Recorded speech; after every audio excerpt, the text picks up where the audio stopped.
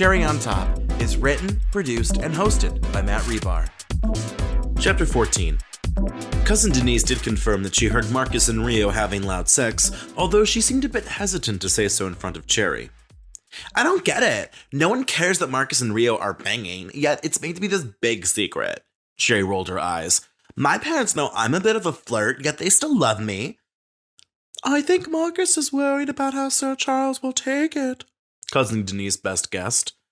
I'm sure Marcus has taken some harder things before, Cherry joked, but Denise looked stone cold serious.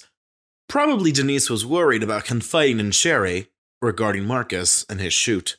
Cherry moved on, scouting for Charles Jr. before finding him on the tennis court sidelines. What is it? Charles Jr. asked with a bit of sass. Come back for some more? No, you weren't that good for seconds, Cherry said honestly. Some guys are like a Vegas buffet where you come back for more, but others are like you, a drive-through for a quick option that might leave you bloated. Charles Jr.'s confidence slid off his face quicker than you could say bad lay. Cherry ventured her boat of questions forward, even after poisoning the waters beneath her. I have to ask, even though you were with me last night, you're not trying to kill Sir Charles, right? Of course not, Charles Jr. gasped. What's your problem? You're like obsessed with me. I am not obsessed with you. Are you one of those women who can't let it go after you've had sex with a guy? Cherry audibly gasped at that line. A few things, mister. I could give two shits about your average dick, Cherry snapped. And it's not even average, it's a bit below average.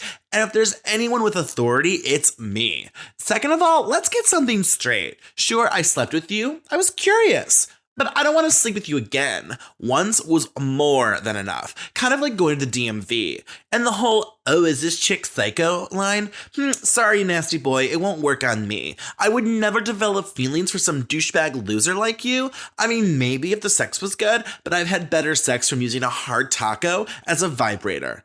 And let's not forget that you lied about being in an open relationship. So don't act so high and mighty when you're like that Templeton rat from Charlotte's Web. You can take your smorgasbord of lies and shove them up your stinky asshole. You best believe I didn't put a finger up there because you looked like you hadn't cleaned yourself in a month. Oh, and let's add that you're a rich slob snob that thinks he's untouchable. You're right. No one wants to touch you. Cherry's absolute slaughter of a rant was over, and she stood with crossed brows and a smug smile. Charles Jr. paused for a second before his face started shaking uncontrollably. Cherry was confused, unsure what was happening, until Charles Jr. started to sob right there on the sides of the tennis court. A couple people swiveled their heads, having missed Cherry's verbal castration, but Charles Jr. quickly made his way into the mansion with Cherry on his heels. Come back here, Cherry hissed. You're making a scene, and normally I'm the one making a scene. You were so mean, Charles Jr. said between loud sobs. I can't believe you called me all those names and said all those terrible things about me. Where's Samantha? As if arriving on cue, Samantha Worthington rushed down a staircase and immediately pulled her husband into an embrace. Her husband, one of those men who couldn't accept criticism, crumpled into her like a piece of thin paper in a fist. Sweetheart, what's wrong? Samantha asked in a voice more fake than two plastic tits.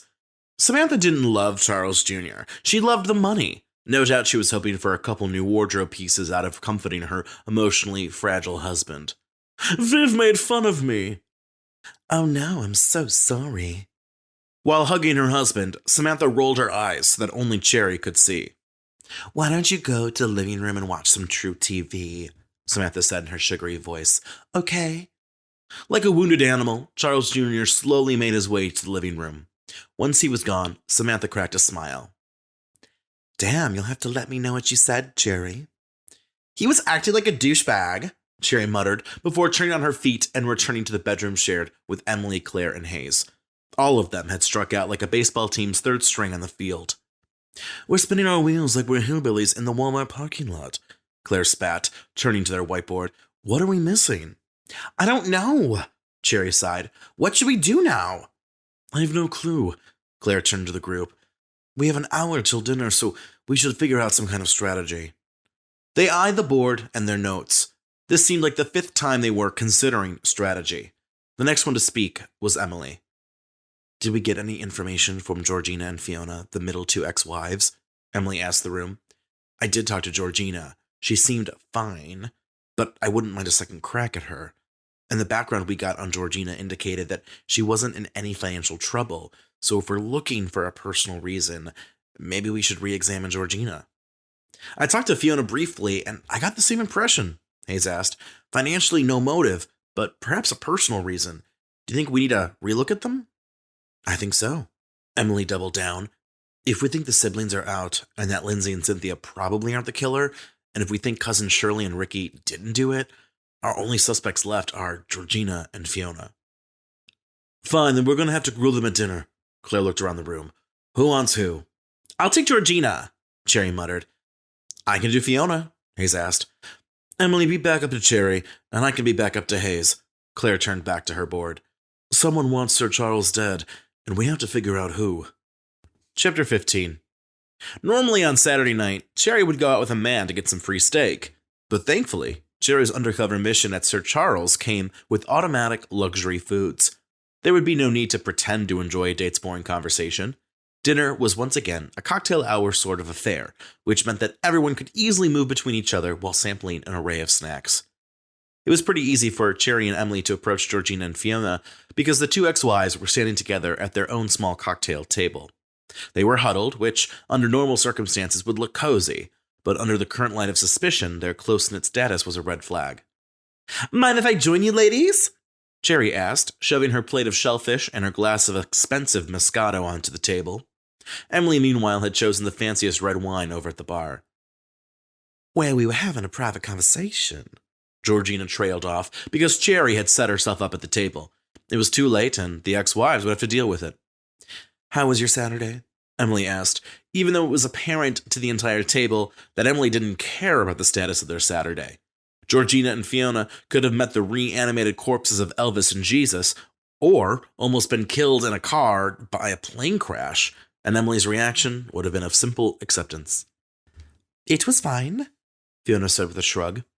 There was more ice in the air around the four ladies than ice keeping the expensive wine, beer, and liquor chilled.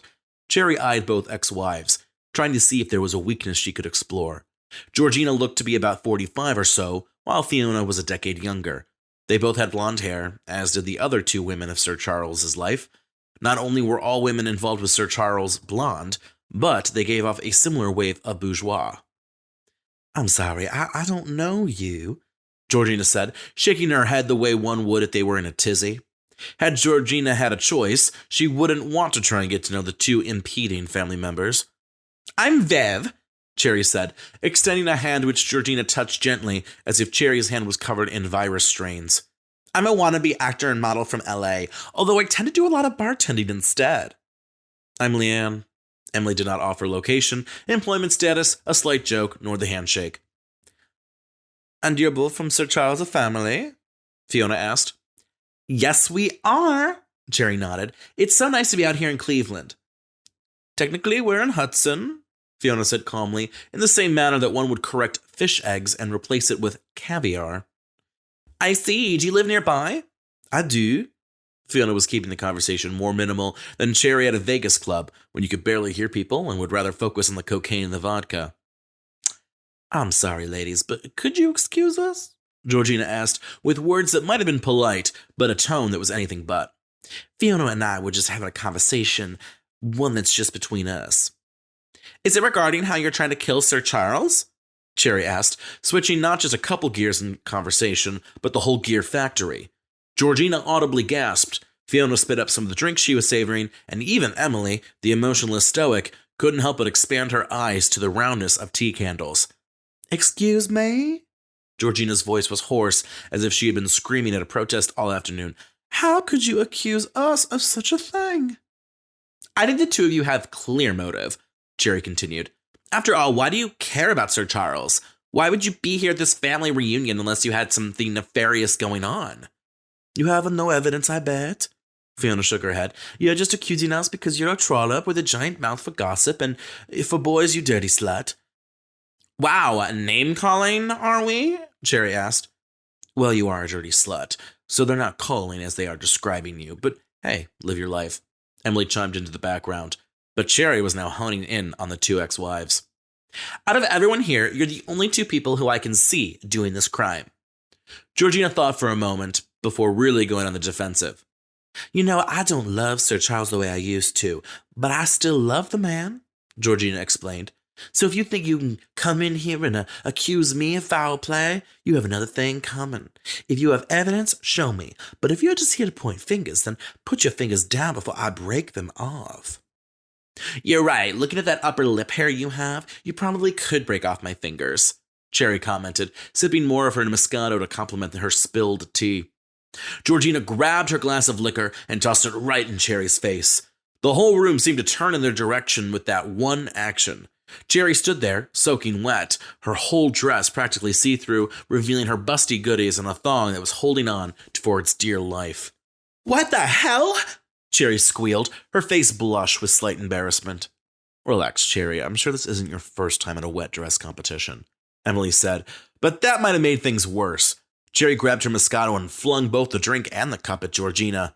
Georgina was able to block the glass, but not the expensive wine. Fiona threw her drink at Cherry, but her aim missed and she ended up spilling her wine on the carpet. Thankfully, it was white wine. Red wine on the carpet might do something the real perpetrator could not, kill Sir Charles. Cherry turned to Emily to grab her drink, but Emily clutched at her glass of wine like it was a newborn child. "Ladies, stop this," Charles Jr. cried out, joining the fray. He had apparently recovered since Cherry had lanced him, perhaps by the saving grace of true TV. Georgina was now flinging shellfish at Cherry, who retaliated with her own seafood. Both ladies were covered in lobster, oysters, and scallops, collectively smelling like half of coastal New England. Charles Jr. grabbed Cherry while another male cousin pulled Georgina back before anything else could be thrown. "That harlot accused me of trying to kill Sir Charles," Georgina spat. The whole room took a collective gasp. "Did you do it in the living room with a heavy object?" Marcus laughed at his Clue reference, as did Rio and the other catty gays of the family. The Straights were still shook and did not react to the Clue reference. "Is that true?" Charles Jr. said, letting go of Cherry after tapping her ass real quick. Cherry scoffed and gave Charles Jr. a look of death before pushing herself away from him. "It's a possibility," Cherry said, tossing her hands up to the room. Claire and Hayes watched on in sheer confusion and worry, while Emily continued to sip her wine. "Let's all be real for a minute. Someone in this room tried to kill Sir Charles." The room was deathly quiet, with the exception of Sir Charles himself. "She's right," Sir Charles barked up. "One of you is after my money."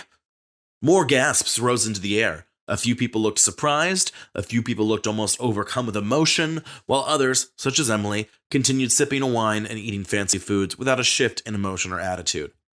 "Dad, that doesn't make sense," Charles Jr. sighed, finally able to confront his father's supposed crackpot theories. "Your will gives everyone in here money, and no one in here needs money either." "I get that," Sir Charles yelled back, which caused Charles Jr. to visibly flinch and lose gangster points. "So they just want me dead, it's not about the money?" "Who would want you dead, though?" Charles Jr. asked, looking around the room. "It's not Samantha and I." "It's not my roommate Rio or I," Marcus chipped in, although the room knew that the two would rather be banging than using something to bang in Sir Charles' head. Cousin Ricky and Cousin Shirley piped in with a few of the other cousins. Of course, everyone denied the accusations, and almost all of them were innocent, but someone was guilty.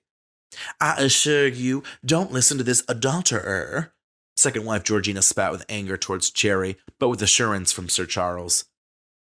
"Cherry accuses me with no evidence or proof. She's just a stain on this family." "She's not part of this family," Sir Charles explained. "She's one of the 4 people in the crowd who I hire to do private investigating." The entire family gasped the loudest yet. In fact, a few members of the family reunion seemed to steady themselves from falling over. All the eyes were on Cherry, studying her not as a model or an actress from LA, but as the new private investigator. A few people gave Cherry a bewildered look, as though she wasn't competent enough to be an investigator. Sir Charles soaked in the dramatics like a drama club teacher before continuing. "And with everyone present, and with their help, we're gonna solve this murder scheme right here, right now." Chapter 16. The whole room was in chaos as everyone began to question each other. Accusations went flying, as did a few more glasses of wine. To try and contain the room, Claire let out a large whistle, which managed to get the show back on track. Everyone turned to Claire, who now stood in the middle of the room, as if the ringleader to this circus. Someone in here tried to kill Sir Charles last night. They also tried to kill him a month ago to have him slip on wax stairs. 2 weeks ago, they tried to make Sir Charles slip in the tub. And earlier this week, the same person tried to kill Sir Charles by having him choke on dry pastry. With all that information available, we should be able to point to someone in the room. It couldn't have been me, Cousin Shirley chirped up. 2 weeks ago, I was on a trip to Chicago. It couldn't have been me last night because I was still at the pool when Sir Charles got his head bashed in, Cousin Ricky cried out.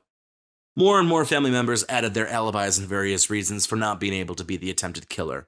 Cherry took track of notes while both Emily and Hayes tried to look uninvolved. Well, going by all this information, it looks like everyone has an alibi, Claire said, eyeing the room with distrust. We have this whole conversation recorded, and if we find out that any of you are lying, we will know about it. Let me say something, Sir Charles barked, moving forward to step into the limelight. If we find out who tried to kill me tonight, I won't sick the cops on you. How about that? We'll just keep this as a family matter. The promise of not going to court or trial seemed like a good deal, but nobody in this room seemed dumb enough to sell themselves out. Instead, this would be like Cherry going out to a club.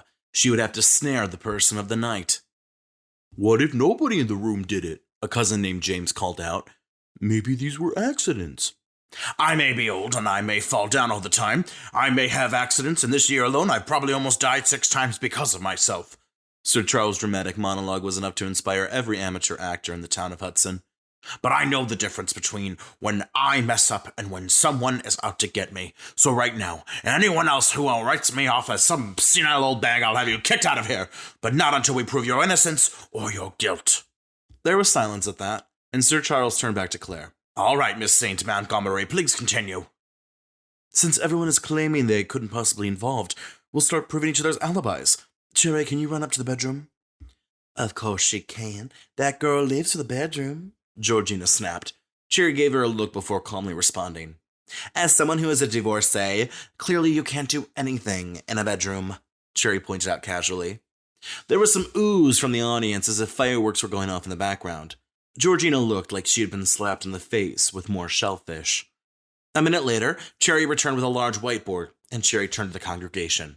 Sir Charles had 4 attempts on his life, so we're going to definitively prove our alibis. All who have 4 fully cleared alibis will be cleared. Those who only have a couple alibis will be considered people of interest, and those who can't attest for their alibi, well, then we're going to have to turn our attention on you. Claire started with the out-of-town family members, who were quickly cleared from having involvement.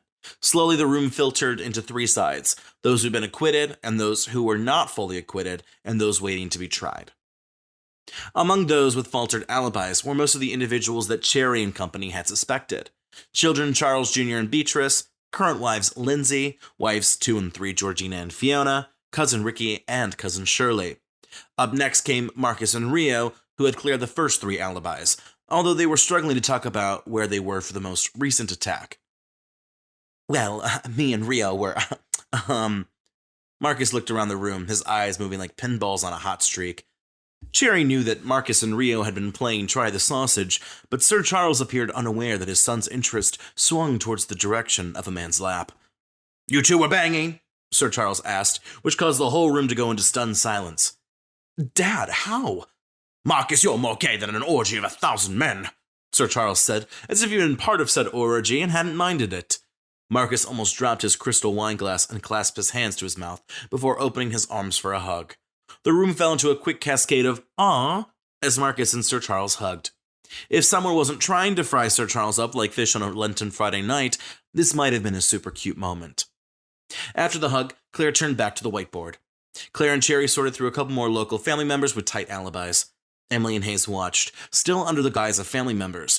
It was becoming clear that one of their original suspects had to be involved. It's one of you. Cherry tried to make her voice sound apologetic, but in reality, she was ready to sink her teeth into an attempted murderer. Georgina, Fiona, you both had motive. Sir Charles kicked your butts to the curb like leftover moldy Tupperware filled with goop that had been shoved in the back of a fridge and completely forgotten about for a couple months. You had to have been upset with being treated like that. Perhaps upset at the time, Georgina nodded, but I'm happy with my new husband, who is also quite rich. He makes $300,000 a year, which, for your information, is extremely rich for Cleveland. The room agreed with Georgina. $300,000 was pretty rich for Cleveland. It didn't take much money to live a decent life, which Cherry, Emily, and Hayes could attest to since they were barely scraping by. Granted, in a city like New York or LA, $300,000 might not be that excellent, but in Cleveland, it was royalty level. I have a hot, rich fiancé too, Fiona added. He's a brain doctor, truly the best of his kind. The room agreed to that logic too, but it was Claire who pointed out the obvious facts. You're both unaccounted for, Claire explained. No alibis means you could have done the crime. We're housewives, Georgina rolled her eyes. We just stay at home all day. Oh, wait, I have that security camera on the front door. That'll prove I stayed home.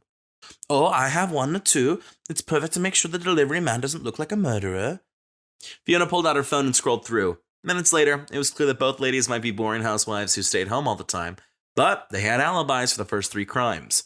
With the ex-wives cleared, something Cherry was reluctant to admit, Claire now fixated onto Beatrice. It can't be me, Beatrice told the room simply, as if she was speaking absolute truths. I was in my office for 2 of those charges. But nobody can back you up. Claire moved over to Lindsay. And what about you, Lindsay? Were you planning events or something, or were you planning a murder?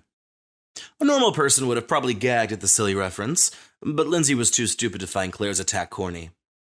I don't think so. I was around, but Sir Charles knows that I wouldn't do anything to hurt him. If anything, I heard Lindsay in the bedroom, if you get my drift. Sir Charles joked, but the whole room groaned, except for Lindsay, who gave off a schoolgirl giggle. Oh, boys can't hurt me, Cherry explained. If anything, I hurt them, considering I'm a power top. Let's move on, Emily muttered from the sidelines, still in disguise as a family member. A few people eyed power top Cherry with intrigue, some perhaps hoping to connect with Cherry when this was over. Claire grilled Cousin Shirley and Cousin Ricky. The two held up pretty strong and were sort of lower suspects anyway. Next up, for a bit of light grilling, was Beatrice's husband Tyler. Tyler was looking a little pale, clammy even. Claire eyed him with suspicion, the same way one might eye a clearance item that seemed too good to be true. Are you okay? Claire asked, trying to sound motherly while pretending she cared. Yes, I'm fine, Tyler said in an octave that made him sound like a Mariah Carey-like performance. You don't seem fine at all, Claire prompted, while Cherry stepped forward. Tell us, Tyler, is there something bugging you? No, nothing at all, Tyler shook his head. I'm all good. I think you should press him, Emily called out. He was clamoring when I talked to him about Cynthia's joke. At first I wondered if Tyler was just a creep, but maybe he's guilty. Tyler, you do not speak. Beatrice's voice had been replaced momentarily by Lucifer's own growl. Well, you look really guilty, Cherry said, looking between Tyler and Beatrice. And Beatrice telling you not to speak also looks pretty guilty. Sweat, wandering eyes, body odor. You're showing a lot of signs of someone who did the crime. I didn't do anything to Sir Charles, Tyler said loudly, as if trying to convince people with voice work that was as shoddy as his seemingly innocence. I didn't wax the steps or drop conditioner in the bathroom or make chocolate scones for Sir Charles to choke on. How did you know the scones were chocolate? Claire asked. The whole room took a giant pause, as even Tyler realized the severity of what he had done. Tyler looked around but realized there seemed to be no escape.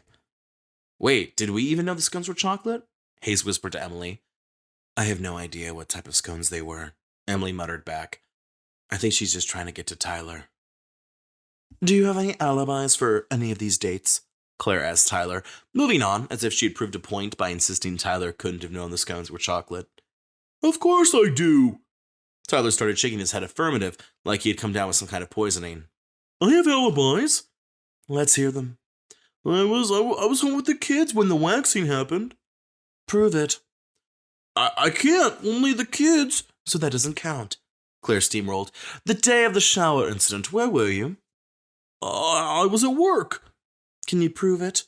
No, I don't think I can prove it, but I promise you I was. You went to the pool on Friday night. You were unaccounted for at the time of Sir Charles' attack. And about earlier this week, if I called your office, would I find that you had taken this Monday off? Tyler's face creased with pain, and he did not respond. That was all they needed to seal the deal. The room erupted into hysterics. Sir Charles was yelling and trying to get at Tyler. A lot of the gallery were in disbelief, as was Beatrice. Tyler couldn't have done this, Beatrice told the room, even as Tyler stood there looking like he was about to be executed. He's the most timid shy man I know. He couldn't murder a fruit with a knife, let alone try and kill my own father. You're right, Cherry finally interrupted the chaos. We're missing part of the puzzle. The room fell silent once again like a trained dog waiting for a treat of information. Tyler Smith is a weak individual. He's not smart enough, talented, passionate, or anything to pull this off, Cherry began. Sure, he might have been the assassin. He might have been doing the dirty work, but he didn't have the motive for this. There's a real mastermind at work here. Cherry took a deep breath and eyed the individual she was about to accuse. The other person behind Sir Charles' murder attempts is his daughter, Beatrice. Chapter 17. The room shook with murmurs again, but Beatrice Worthington Wellington was quick to deflect. After all, Beatrice was a talented lawyer who had a history of being sharper than 10 pencils out of the sharpener. I didn't know about Tyler trying to kill my father, Beatrice began, keeping her tone quite normal. She truly looked like an innocent woman. Frankly, we don't even have any heavy evidence that Tyler did these crimes. I'm just as shocked as the rest of the room. Really? Cherry asked. I think we have a strong case that Tyler was involved. And if Tyler was involved, you're definitely in the passenger seat. Because last time I checked, your husband was barely allowed to breathe without your permission. The room went into hubbub again at that fact. It was true. Beatrice practically owned Tyler. If Tyler was involved, Beatrice had to be involved as well. It's true that Tyler does a lot for me, Beatrice agreed, but I never asked for him to kill my father. Why would I do that? It's not about the money, is it? Cherry asked. It's just about how you feel about your father. I feel nothing negative towards my father, Beatrice said quietly. I appreciate my father. You don't love your father? Claire asked with skeptic eyes. Beatrice paused, eyeing Sir Charles, who was looking upset at the situation. I don't love my father. That might be true, but I would never hurt my father. Why don't you love him? Cherry asked, having gained new ground and thirsty to press forward. There were no seats in the room, but if people were seated, no doubt they'd be far on the edge of their seats. My father and I have a complex relationship, Beatrice explained. I am my father, but that doesn't come with love. Respect, perhaps. Admiration for what he's done and accomplished, perhaps, but love, no, none of that. I don't exist with any kind of love anyway, as evident with Tyler here. Tyler has no reason to hurt Sir Charles. Do you have a reason to hurt Sir Charles?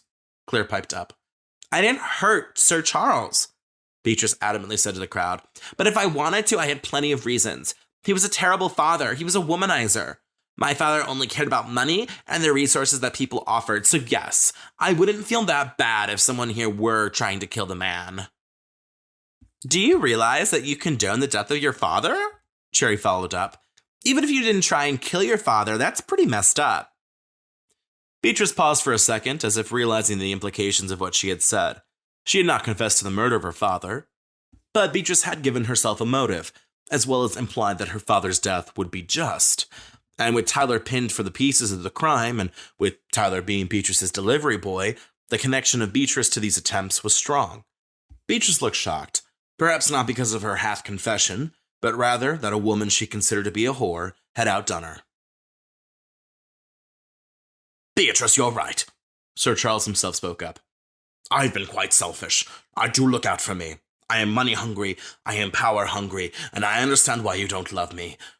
I understand why you tried to kill me. Cherry and Claire weren't alone in being shocked. The whole room could not handle Sir Charles' blasé response to finding out his daughter was probably trying to kill him. Dad, I didn't, Beatrice began, but Sir Charles raised his hand. There may not be any evidence, not enough to take to court, and your family, so I wouldn't want to take you to court anyway. I just asked that you take your kids and leave, Beatrice. We will talk another day. Beatrice and Tyler eyed each other and turned to leave the room. It was almost like there was a trick or trap in place, but they ushered themselves from Watershed Manor, and after they were gone, Sir Charles spoke to the room. Thank you for coming to this family reunion that I staged to find out who murdered me, Sir Charles said, sounding collected while admitting that the family reunion had been a sham. Sir Charles had been pretty angry, but now appeared reflective at the whole situation. Beatrice made some points. I haven't been the best family member, but I've vowed to change that. You've been great to me, Marcus cried out, and Cousin Ricky and Charles Jr. joined in with the applause, as if by clapping they'd get an allowance out of Sir Charles.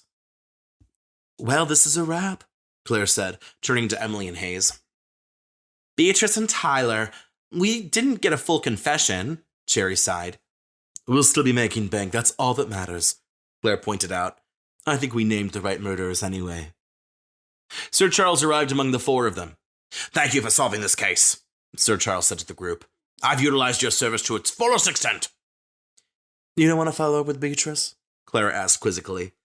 No, I think I'll let her think about all that's happened, Sir Charles said, nonchalantly, as if Beatrice had stolen a 20 from his wallet and not tried to order his execution. Beatrice did try and murder you, Cherry pointed out. She might be back for blood. I get what she's feeling, Sir Charles explained to the group before moving on to the next couple family members. I did try and kill my father, too. Sir Charles hobbled away to probably make an inappropriate joke, leaving Claire, Cherry, Emily, and Hayes to stand like statues. Well, that means we don't have to spend the night, Claire said, raising her glass of rich wine. I might, though. I think I've had a bit too much to drink. I wouldn't want to be irresponsible and drive home or not finish much more of this pricey-ass wine. What's the brunch situation going to be tomorrow morning? Cherry asked. Because I'm not going to turn down free food. Damn it. I was going to leave right now because I hate people, but if there's more free food... Emily looked around and locked eyes with the bar as if it was a long-lost friend. Why not just stay the extra night? Especially because we did a good job, Hayes added. So good that I think we deserve to stay the night. And because we did well, I deserve a double whiskey. I deserve a triple vodka for making Beatrice crack so easily, Cherry smiled. There was a tap on Cherry's shoulder, and she turned to see Cousin Ricky standing in front of her. That was some good work you did there, Ricky congratulated. I've never seen Beatrice look so tongue-twisted. Sorry if you feel deceived.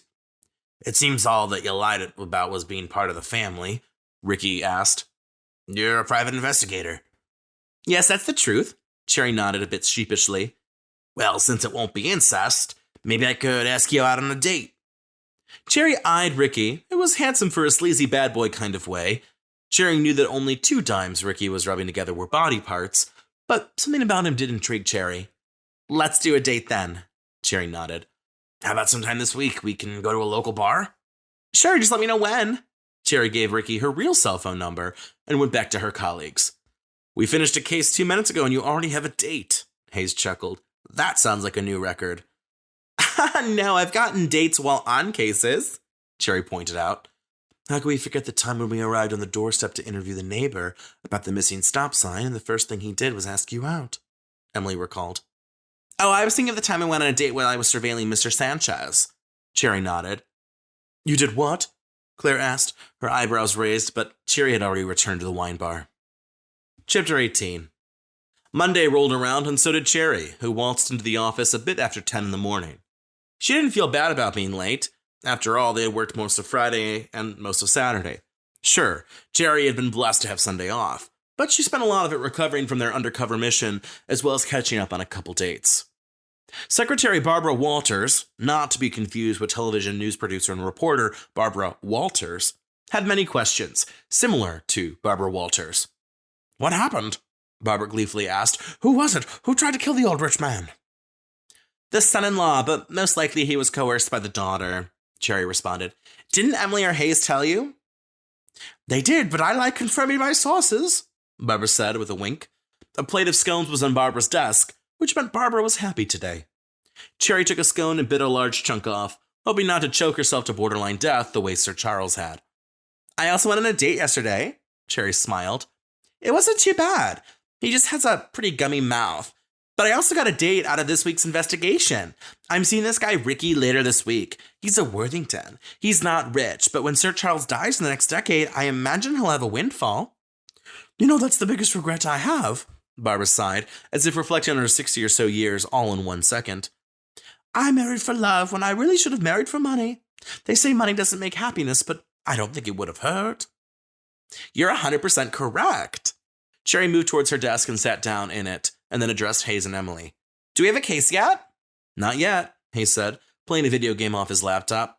We'll probably take an early lunch and come back at 4. I have a date tonight, so if we get a case later, I won't be able to stay out past 6. Emily informed the room. A date? Cherry's eyes flung open with intrigue. Usually I'm the one getting dates around here. That's not true. I get a date or so every month, Hayes corrected. It's like my cycle. Emily and Cherry eyed him for that one, and Hayes sheepishly remained quiet. Tell me about the date, Emily, Cherry begged. I want all the details. Job, income, size. It's with Charlie, Emily said.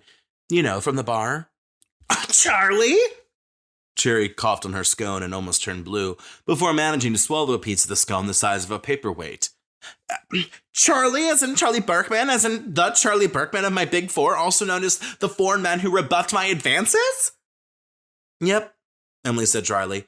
And we didn't need the explanation of who the Big Four are. We know about them. Explain yourself! I think I just did. Hayes, noticing the drama, tried to splice himself into the conversation. Well, didn't Emily and Charlie already go on a date? Hayes refreshed everyone's memory. Yes, and I truly thought that Charlie would realize what a piece of sponge Emily is. Cherry rolled her eyes. Date 2? You must be so excited. I am, Emily nodded. He's a nice guy and we have a lot of the same interests. Really? I didn't think he was the boring type. He's definitely not your type, which is a pain in the ass. You're right, Emily. Boys do find my ass so good that it literally hurts. Let's slow down before we say something we regret, Hayes interjected, but Cherry and Emily were more oblivious to him than a drunk driver to traffic laws. Fine. If you want to go see Charlie, go for it. Cherry pulled up her computer and hit the keyboard like she was a white woman writing an email to complain about customer service. I will, Emily said, a bit huffily, stronger than her normal tone. There was silence between the three private investigators for a moment, and then Cherry spoke to the room at large. I, too, have a crazy date this weekend. We heard earlier you're seeing Cousin Ricky, Hayes commented. That is true, Cherry nodded, but I just scheduled a new date. With who? Hayes asked. Emily was intently staring at her screen as if Cherry didn't exist. Oh, it's some random guy named Josiah Hinkle. Cherry shrugged. Emily's neck snapped from the whiplash. You are not really going on a date with my ex-fiancé, Emily snarled. In the background, Barbara gasped and almost knocked over her plate of scones. Hayes was frozen, realizing this tiff was not just a standard small 1-hour situation. Yep, we're going on a date tonight, actually, Cherry smiled. I hope it's a good time. Cherry stood up and walked to the door. Let me know if we get a case, Cherry explained as she left. Otherwise, I have to get ready to see Josiah. Before Emily could say anything, Cherry was gone. Cherry's much smarter than she lets on sometimes, Hayes managed to say as Emily shook her head. Going out with your fiancé. Now that's a move. Yeah, wait till she meets him, Emily smiled. She'll quickly find out why I ended the engagement. Cherry on Top is written, produced, and hosted by Matt Rebar.